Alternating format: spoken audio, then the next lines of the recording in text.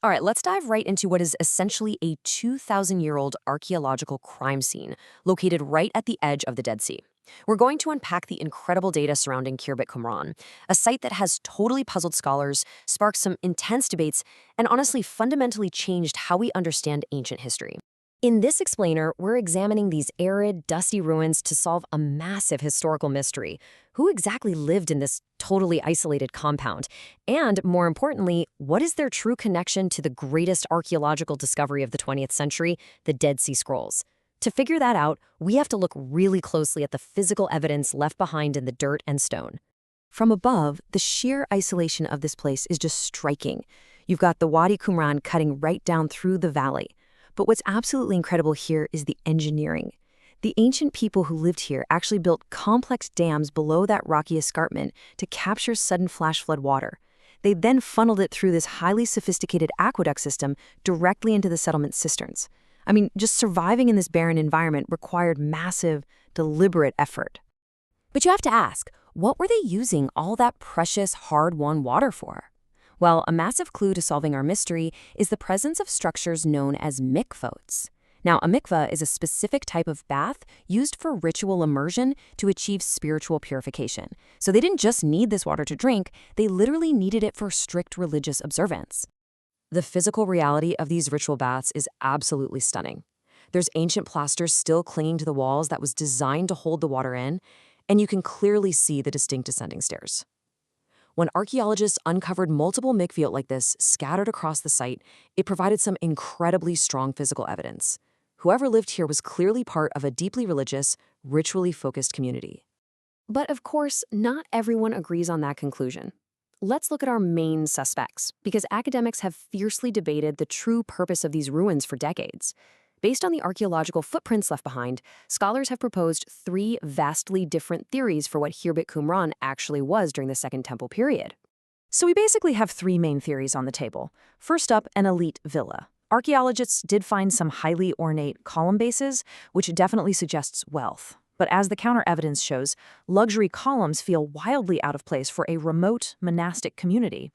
Second theory, a military fortress, or maybe a caravanserai. There's a defensive tower in the compound, and historically, this area did serve as a border post back in the Old Testament Kingdom of Judah. However, by the New Testament period, this spot lacked any genuine strategic importance. Finally, we have the Essene religious sect. This theory aligns perfectly with the ritual baths we just talked about, and it matches the writings of the Roman historian Pliny the Elder, who placed the Essenes right here on the Dead Sea shore. Though, it's worth noting, one Israeli scholar has debated this, arguing Pliny actually meant the Essenes lived further south, up in elevation above En-Gedi. Let's look a little closer at that fortress theory because it's a pretty popular one. It seems super plausible initially, especially when you look at that defensive tower and the fortified sloping glacis. But when we compare that to the reality of the wider settlement, the physical layout strongly contradicts a military presence. The rest of the buildings just aren't designed for defense at all. And more importantly, if this was a military garrison, where are the weapons? Where are the signs of battle? That brings us to a crucial number, 1,200. Archaeologists excavated a cemetery situated just slightly to the east of the Qumran compound, and it contained 1,200 grave mounds. When physical anthropologists actually examined the human remains inside those graves, they found something fascinating. These people died peacefully. They were absolutely not casualties of war. You simply don't find a peaceful graveyard of 1,200 individuals sitting right next to an active, embattled military fortress. Okay, so if we rule out a military fortress and we rule out a luxury villa, we're pretty much left with the Essene religious sect. But that brings up a massive, glaring question.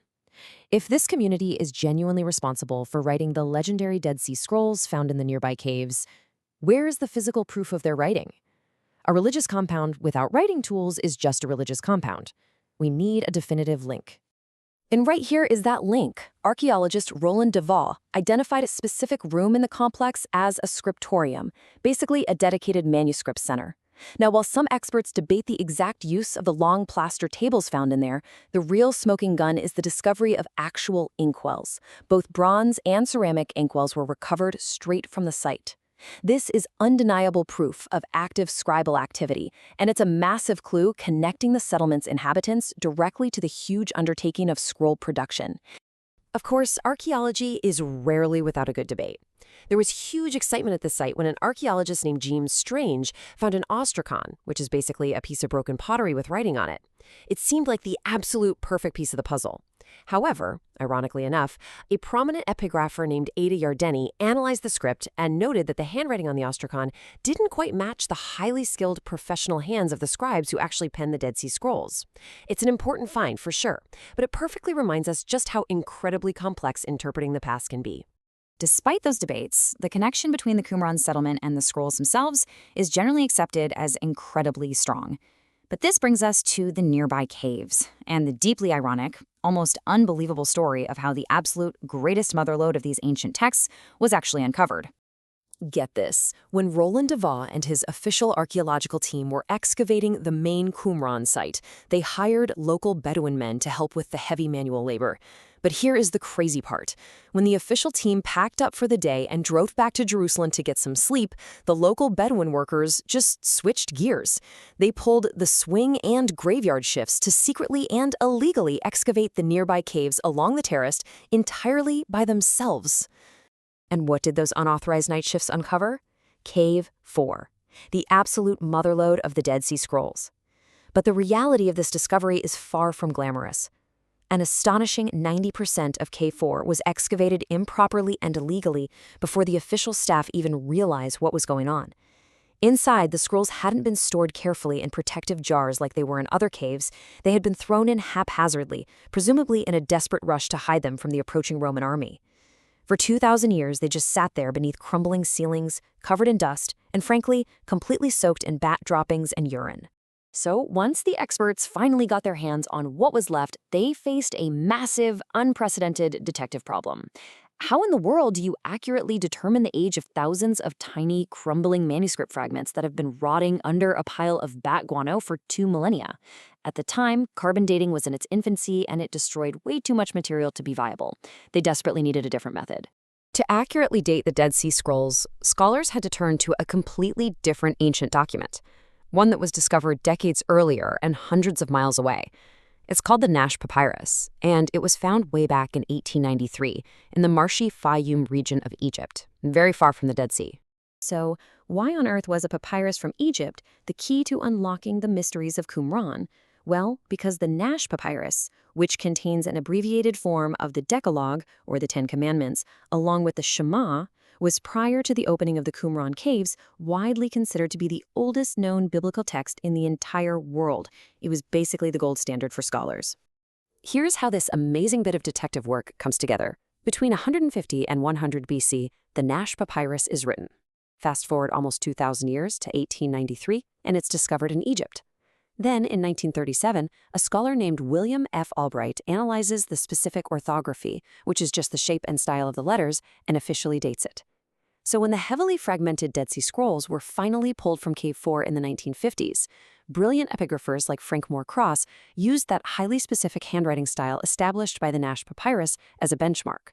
By comparing the scripts side by side, they successfully proved the Dead Sea Scrolls were contemporary with, or perhaps even older than the Nash Papyrus itself. It's just wild. By connecting the ritual mikveot of Qumran to the inkwells of the scriptorium and matching the script of those battered scrolls to a papyrus found all the way in Egypt, archaeologists managed to piece together one of history's absolute greatest puzzles. Which leaves us with this final, highly provocative thought. Considering how completely serendipitous this whole discovery was, literally relying on a secret graveyard shift in a crumbling, bat-filled cave, what other massive, world-changing ancient secrets are still waiting out there, silently buried in the dust?